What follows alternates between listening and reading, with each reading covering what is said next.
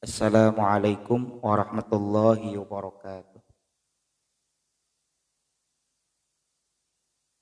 Alhamdulillahilladzi arsala rasulahu bil huda wa dinil haqq liyudhhirahu 'ala dini kulli wa kafa billahi shahida. Asyhadu an la ilaha illallah wahdahu la syarika lah wa asyhadu anna Muhammadan 'abduhu wa rasuluhu la nabiyya ba'dah. Allahumma shalli wa sallim wa barik ala sayyidina Muhammad wa ala alihi wa sahbihi ajma'in, amma ba'du. Rabbi syrah li sadri wa yassir li amri wahlul 'uqdatam min lisani yafqahu qawli. Rabbi zidni ilma warzuqni fahma bi rahmatika ya arhamar rahimin. Ila hadratin nabiyil mustafa Muhammadir rasulillah sallallahu alaihi wasallam wa ala alihi wa azwajihi wa dhurriyyatihi wa ahli baitihi liman dakhala fi baitil kiram fi ulil lailam al-fatihah. A'udzu billahi minasy syaithanir. Bismillahirrahmanirrahim. Alhamdulillahi rabbil alamin. Arrahmanir rahim. Maliki yaumiddin. Iyyaka na'budu wa iyyaka nasta'in. Ihdinas siratal mustaqim. Siratal ladzina an'amta 'alaihim ghairil maghdubi 'alaihim waladdallin. Amin. Bismillahirrahmanirrahim. Allahumma anta rabbi la ilaha illa anta khalaqtani wa ana 'abduka wa ana 'ala 'ahdika wa wa'dika mastata'tu a'udzu bika min syarri ma sana'tu abu'u laka bi ni'matika 'alayya wa abu'u bi dzambi faghfirli fa innahu la yaghfiru dzunuba illa anta. Kita lanjutkan pengajian kitab Bidayatul Hidayah karya Hujjatul Islam Abu Hamid Muhammad bin Ahmad Al-Ghazali At-Tusi Asy-Syafi'i. Selamat bergabung pada saudara sekalian yang menyaksikan melalui live streaming Facebook, IG, dan nanti di YouTube. Kita masuk dalam bahasan baru, bab baru, adabul imamati wal qudwati. Bismillahirrahmanirrahim. Qala al-musannif rahimahullahu taala wa nafa'ana bihi wa bi 'ulumi fid darin amin. Adabul imamati, adab atau etika atau tatak rama al-imamati, imam, wal qudwati, dan makmum. Qudwah itu mengikuti, berarti makmum. Kata Syekh Muhammad Nawawi, bikasril qafi, dikasrokan qafnya. Wa yajuzu dhammuha. Lafaz qudwah itu kata Syekh Muhammad Nawawi dibaca kasrah. Ya, qidwah boleh. Wa yajuzu dhammuha, dan boleh juga mendomakan yang kita baca hari ini adalah qudwah. Kadza qalahur Rasyidi, sebagaimana telah berkata tentang hal itu Imam Ar-Rasyidi, kama fi sahihi, juga disebutkan dalam kitab As-Sahih. Wa aqsadzalika fil misbah, dan sebaliknya itu juga yang dibaca dhammah dalam kitab Al-Misbah. Yan bagi lil imami, yang bagi semestinya lil imami, bagi imam. Semestinya itu berarti seharusnya, sepatutnya, dituntut berarti kita. Lil imami, nah ini bagi imam. Adabun samaniyatun, ini ada 8 adab. Al awwalu an yukhaffifa sholata, pertama adalah an yukhaffifa, hendaknya, yaknya domir huwa, kepada imam. Hendaknya imam atau hendaknya ia meringankan. Ingat ada najis mukhaffafah. Hendaknya ia meringankan as-sholata, terhadap sholat. Ayat fi qiraati surati, yakni dalam hal bacaan surah. Sepandai apapun kita, sehafal panjang bacaan Al-Quran yang kita hafal, tapi kalau kita tidak bijak dalam membawakan surah dan tidak disesuaikan dengan makmum kita ada yang sepuh, oh itu tidak cerdas. Jadi harus disesuaikan. Jangan mentang-mentang kita ini hafil, lantas kita baca Al-Baqarah. Padahal di belakang kita ada aki-aki yang sudah bongkok. Padahal di belakang kita ada yang sedang sakit. Padahal di belakang kita sedang istirahat kerja. Dia mau lanjut kerja.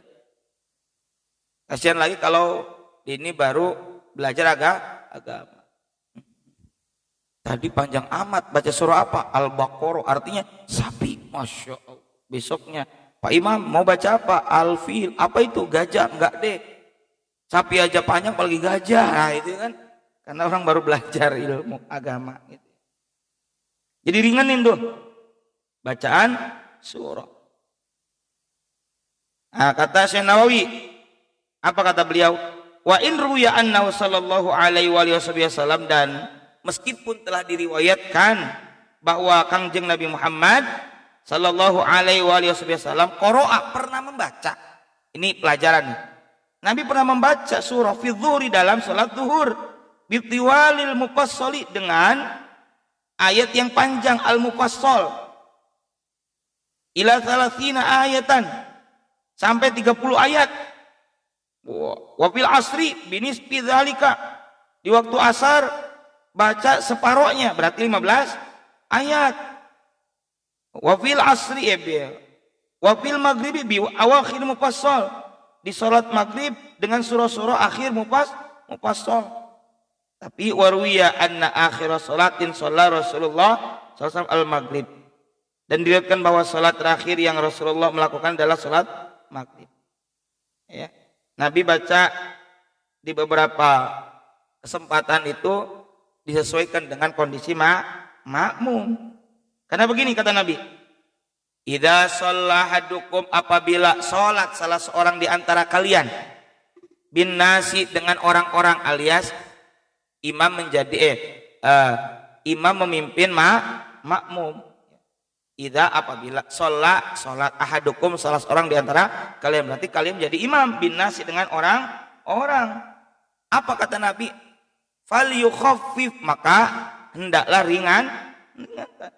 Maka hendaklah ia meringankan dalam posisi menjadi imam. Fa inna fihim, fa inna, karena sesungguhnya fihim, di antara mereka, di antara makmum itu, di antara orang-orang itu, ad-dha'ifa, ada orang-orang yang lemah secara fisik, ya, termasuk juga sakit. Wal kabiro, orang yang tua, sepuh, lansia, kadang-kala berdiri aja nggak kuat. Wadal hajati, dan orang yang mempunyai kebutuhan, seperti orang sholat Jumat, ya sesuaikan. Kenapa? Siapa tahu dia kebetulan lagi istirahat, mau lanjut kerja, ataupun ada kepentingan lainnya. Wa idza shalla li nafsihi, dan apabila salat, ia salat li nafsi, untuk dirinya sendiri, falitawil, maka silakan panjangkan, masya'a, apa ia ingin silakan. Tapi ini memboro-boro kebalik, kalau sendiri malah pendek. Ya. Itu aturannya, awas. Sepandai-pandainya kita harus cerdas dan bijak. Qala Anasun ibnu Malikin, telah berkata siapa? Sayyidina Anas bin Malik radhiyallahu ta'ala anhu. Anas ini, kata Syekh Muhammad Nawawi, wa kana yakhdimu Rasulullah sallallahu alaihi wasallam asyra sinina. Ini Sayyidina Anas pernah menjadi khadam, melayani Rasulullah sallallahu alaihi wasallam selama 10 tahun. Jadi ada ibunya Anas itu, ketika Anas masih kecil, sering dikisahkan tentang Rasulullah. Padahal waktu itu belum bertemu dengan Rasul. Di Madinah Rasul belum datang, atau Yathrib, Nabi belum datang ke Yathrib. Dikisahkanlah Nabi Muhammad itu sosoknya seperti apa, betapa mulianya, akhlakul karimah, luar biasa. Dikisahkan. Ketika datang Nabi Muhammad, semua mengeluk-elukan, termasuk ini anak kecil namanya Anas bin Malik. Orang ketika datang Nabi, orang tuh memberikan tanahnya, memberikan hartanya, didedikasikan, dihibahkan ataupun wakafan, diberikan, dihadiahkan kepada Nabi atau untuk perjuangan Nabi. Tapi ada ibunya, Anas bin Malik. Kata ibunya ini pada Rasul, ya Rasul, saya nggak punya apa-apa, tapi saya ini punya anak yang sangat cinta kepada engkau, mahabbah kepada engkau.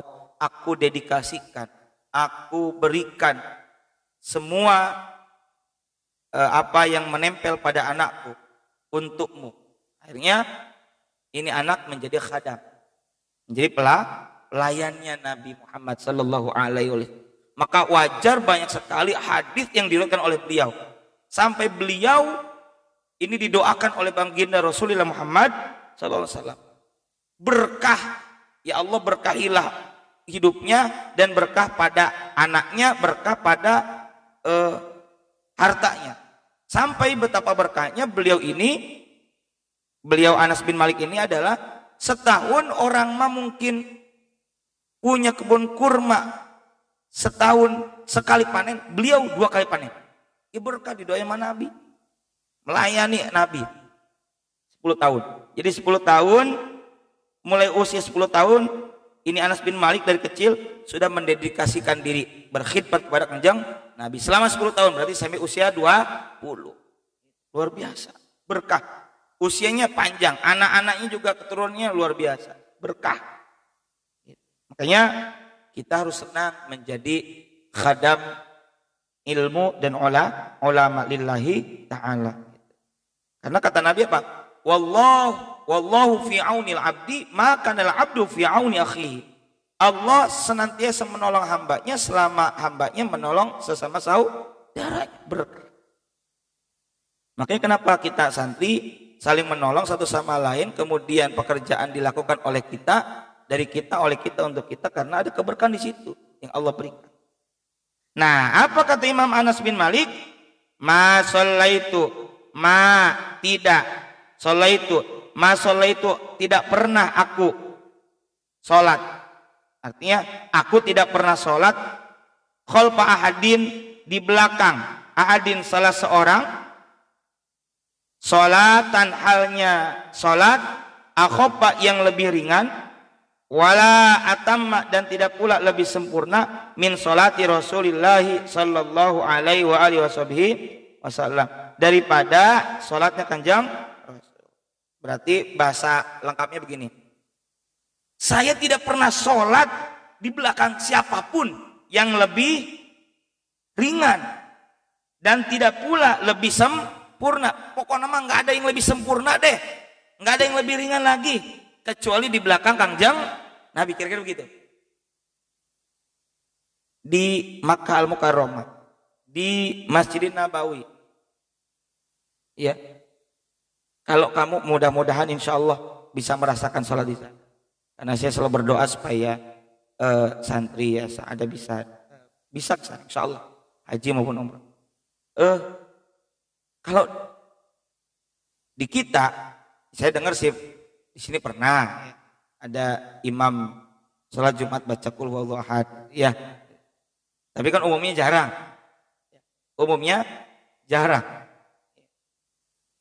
Tapi di Masjidil Haram, atau banyaknya saya kebetulan Jumatan itu Masjid Nabawi, itu Al-Ikhlas. Pendek kan? Surah Al-Ikhlas, qul huwallahu ahad Allahu samad lam yalid walam yulad, pendek.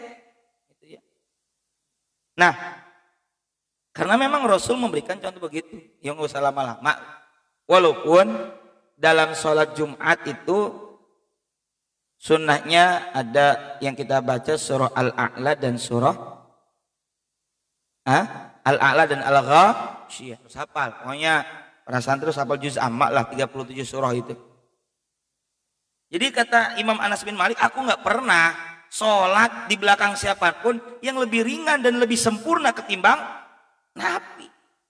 Nabi bijak, Nabi cerdas, menyesuaikan. Bahkan kalau kita hafal lam yatalim qatu toha mutlaqan abada dan sebagainya, ada di sini bi khalfihi ka amamin ru'yatun tabata. Bi khalfihi terhadap belakang beliau, ka amamin itu seperti di depan. Belakangnya Nabi itu sama seperti posisi di depan. Artinya Nabi bisa melihat posisi di belakang seperti beliau melihat posisi di depan. Sebab pernah satu waktu Nabi bilang kepada Abu Hurairah tanpa melihat ke belakang, tanpa menengok ke belakang, ya Abu Hurairah, ya Abu Hurairah, misalnya kum atau misalnya diri, kemudian maju bergeser tanpa melihat. Luar biasa. Sehingga beliau juga tahu di belakang siapa saja, posisi yang ada di belakang.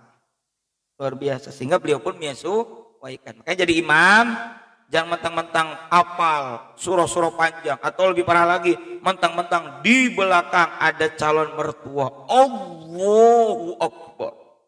Panjang-panjangin bacaannya. Ya.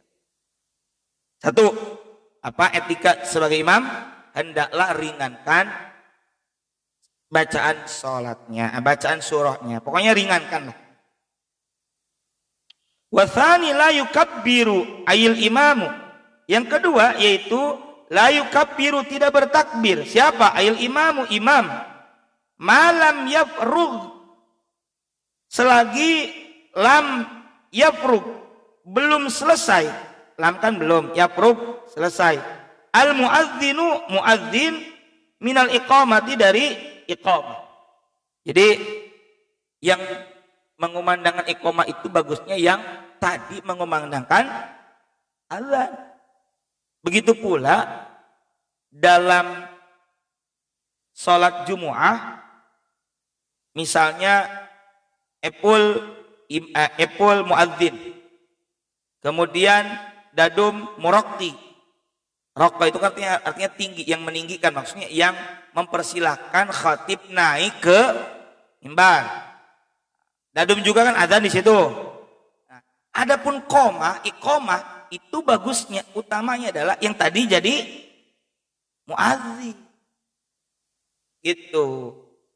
Bagusnya begitu. Nah, kembali.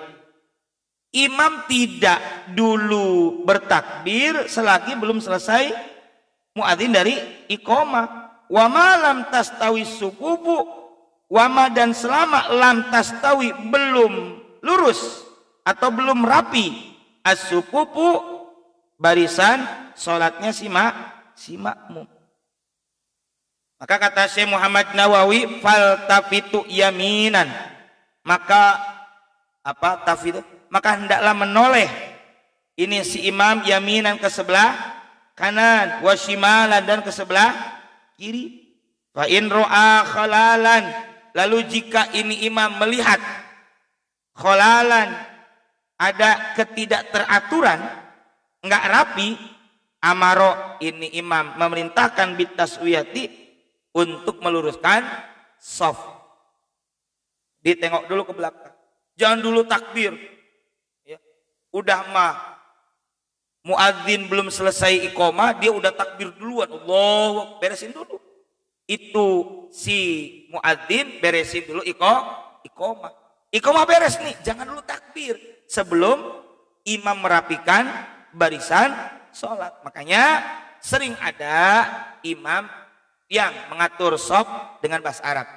Tidak selalu dengan bahasa Arab, juga bisa dengan bahasa Indonesia. Teruskan. Lurus. Tapi jangan juga akhirnya mentang-mentang ada ustadz punya istri pulang dari salon. Dari mana, Mak? Dari salon. Ngapain? Ini rambut yang tadinya bergelombang dilurusin. Apa itu? Di rebonding. Oh, akhirnya sebelum mulai sholat, shopnya di rebonding. Terlaluan. Biasa aja, nggak usah pakai rebonding gitu kan.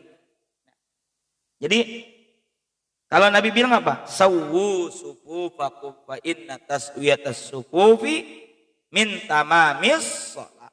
Atau wa fi riwayatin ukhra sawwu sufufakum fa inna taswiyatas sufufi min iqamatis shalah. Ada min tamamis shalah, ada riwayat lain min iqamatis shalah.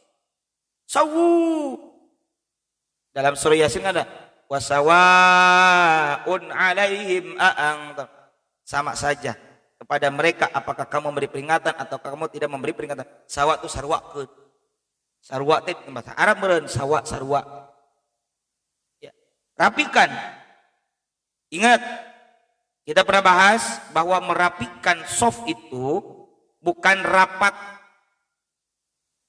kemudian saling menginjak kaki kanan dan kiri kita.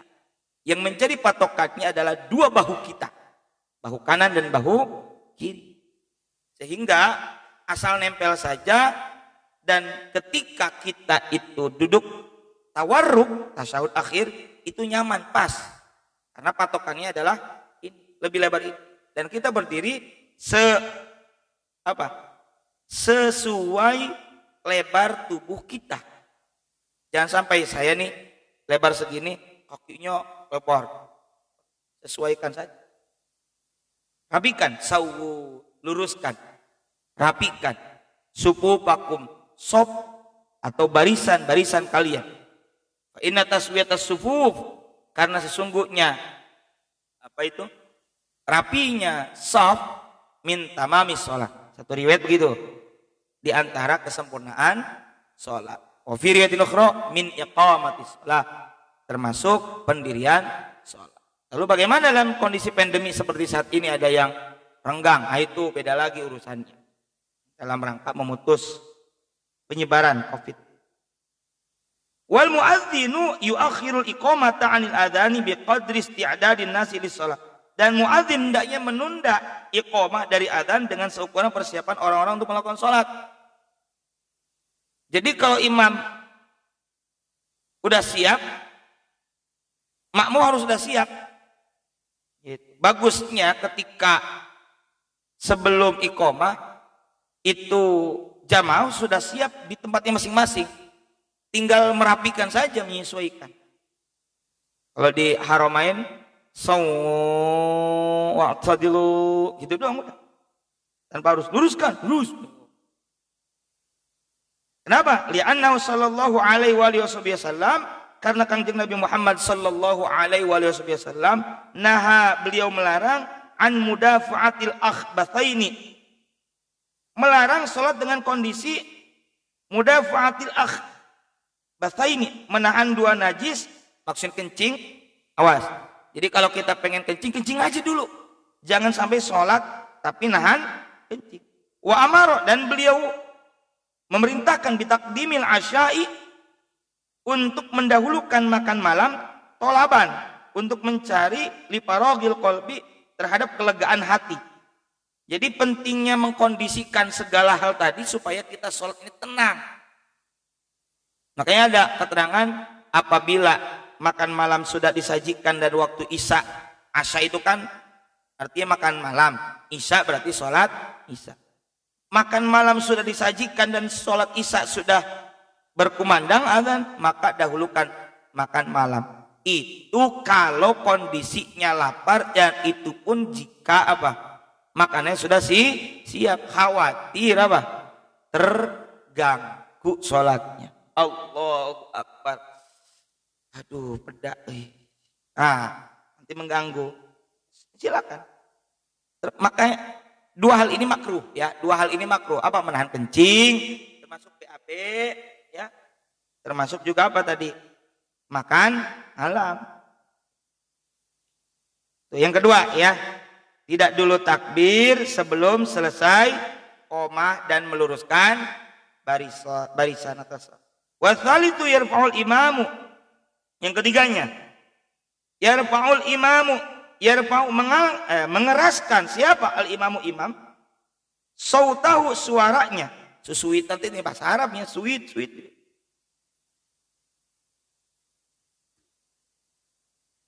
Yarfa'u, mengeraskan al-imamu, imam, sautahu, terhadap suaranya, bitakbirati, dalam pengucapan takbir.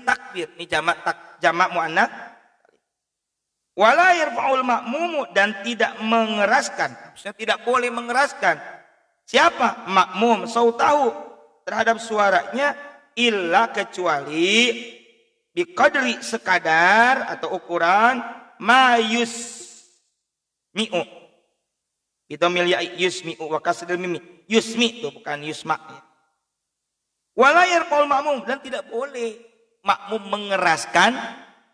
mengeraskan suara, ya, tahu suara, illa, kecuali biqadri, dengan seukuran, ma yusmi'u, suara, yusmi'u, yang didengar, nafsahu, oleh dirinya sendiri. Cukup kira terdengar oleh diri sendiri. Allah. Bismillahirrahmanirrahim.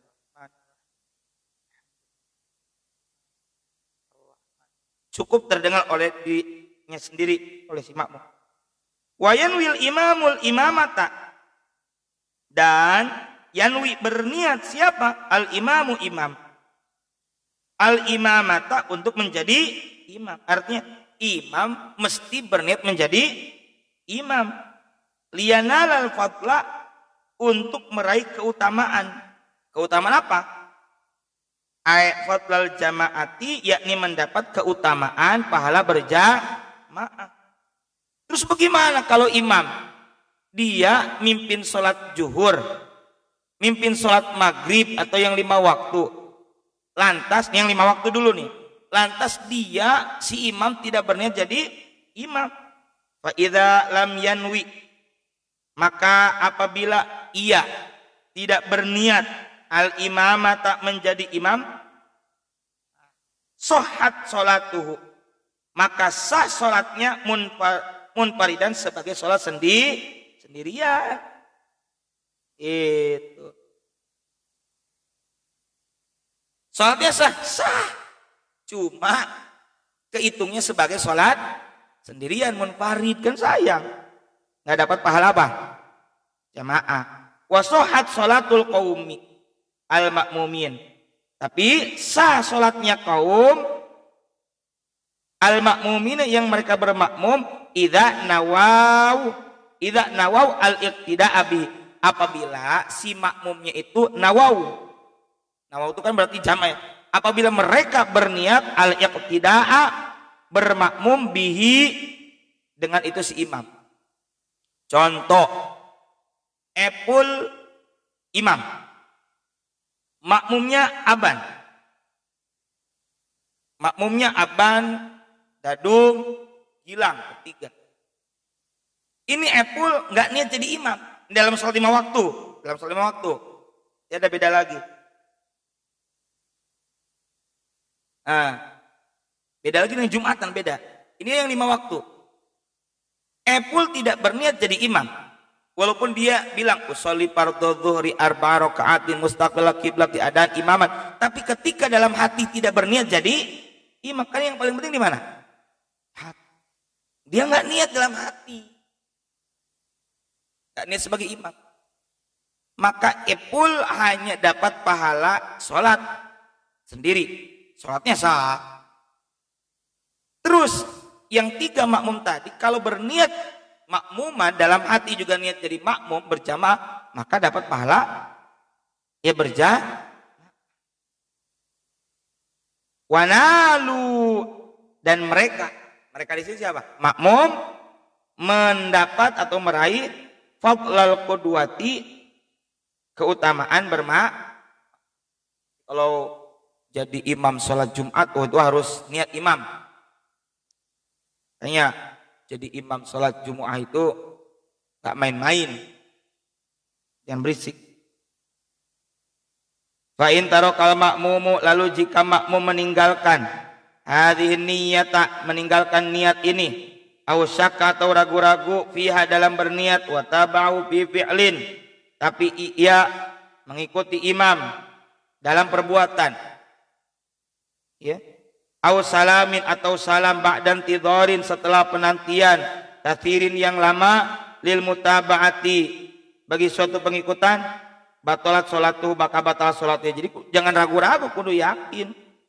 Itu li'annahu waqafaha, karena sungguhnya si makmum ini menggantungkan ala sholati ghairi, kepada sholat orang lain, bila rabitotin, dengan tanpa ada ikatan bainahuma, di antara keduanya. Makanya kudu bener nih dalam berniat.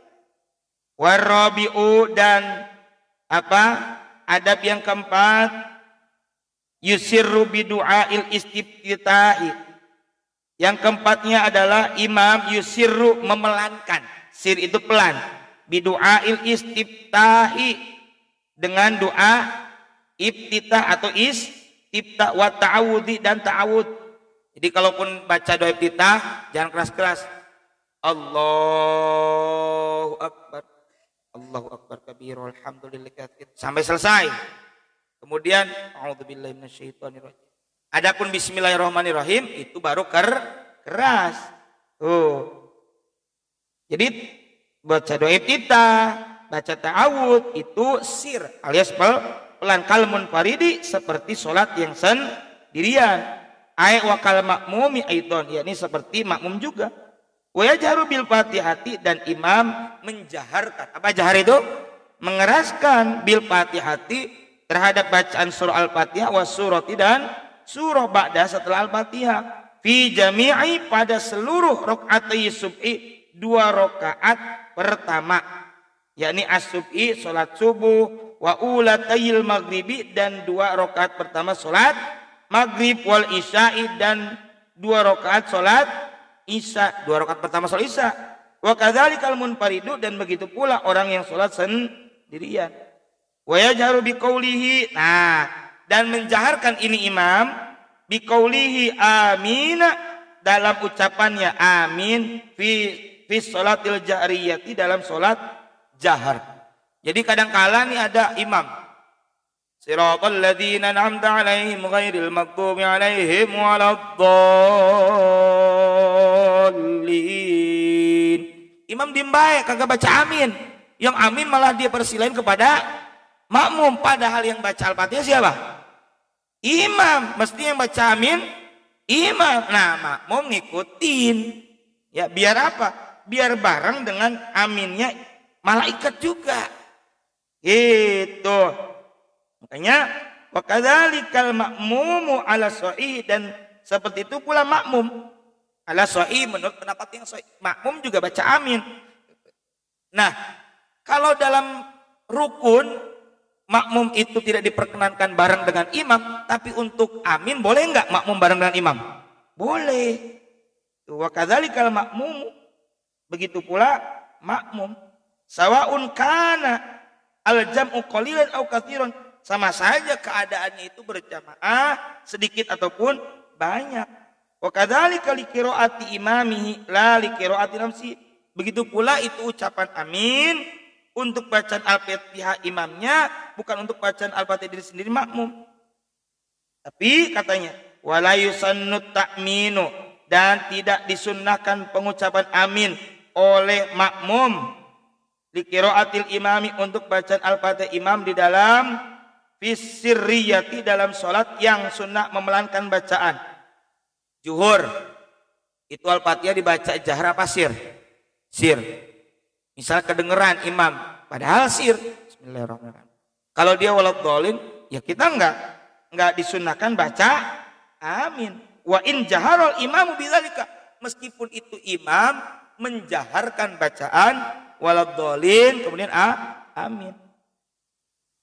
Wa yaqrunu, dan membarengkan al makmumu, makmum ta'minahu dalam pengucapan amin bitakminil imami dengan ucapan aminnya imam ma'an bersama-sama, la ta'qiban, bukan sehabis pengucapan itu aminnya imam. Awas, saya yang saya sampaikan tadi, justru disinilah sunnah gitu ya, ataupun dianjurkan aminnya imam bareng dengan makmum dengan imam, maaf. Ghairil maghdubi 'alaihim waladdallin.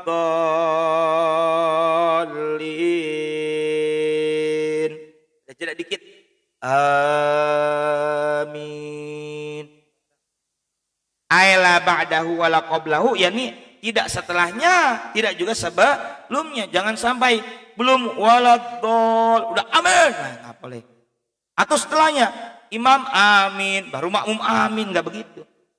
Walaisa fi sholati maudhi'un, dan tidak ada dalam salat satu tempat pun yustahabu yang dianjurkan an yaqtarina untuk membarengkan, untuk berbarengan fihi padanya qaulul makmumi bi qaulil imami illa bi qauli amin. Artinya enggak ada dalam salat satu tempat pun yang boleh bareng antara imam dan makmum kecuali ucapan gitu. Yang lain-lainnya baru imam dulu, setelah itu makmum. Wal khamisu yaskutul imamu saktatan latifatan fisiriyati. Dikit lagi deh. Wal khamisu, dan yang kelima, adab yang kelima bagi imam, yaskutul imamu, berdiam imam, saktatan latifatan, halnya dengan diam yang sebentar, fisiriyati, pada sholat yang disunnahkan memelankan. Akibal fatihati, setelah baca al-fatihah, liyuthawiba, agar kembali, ayarji'a, supaya balik lagi, ilaihi, kepadanya, nafasnya bifatil. Artinya ketika ghairil maghdubi alaihim waladdallin, amin, biar imam juga mempersiapkan bacaan selanjutnya dan nafas. Wasaktatan tawilat, kalau dalam sholat yang sir. Kalau dalam sholat yang situ seperti apa? Zuhur. Diam sejenak. Walaupun tidak kedengaran oleh makmum.